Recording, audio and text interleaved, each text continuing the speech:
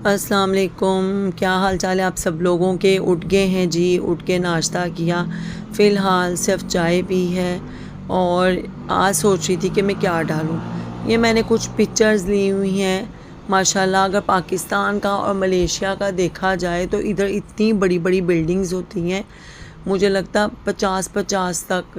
ये देखें, आपको पीछे बिल्डिंग्स नज़र आ रही होंगी।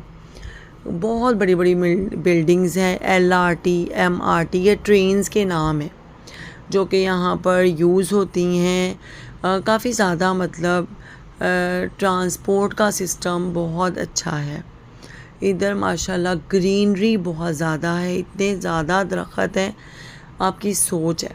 बहुत ज़्यादा ग्रीनरी है इधर और सफाई क्लीनिंग बहुत ज़्यादा है। मैं कहती हूँ किसी भी तरह से यूरोप से कम नहीं है। और क्या आज हम थोड़ी सी बात करेंगे बच्चों को एक साले माँ की कितनी शदीद ज़रूरत होती है।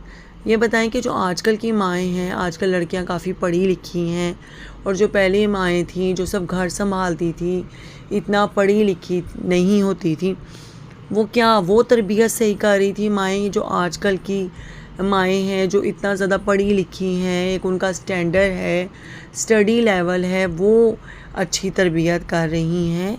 इसमें आप लोगों ने ज़रूर कमेंट्स में मुझे बताना है, अपनी राय देनी है कि क्या जो है बच्चे पहले वाले सही थे, अब के बच्चे ठीक हैं।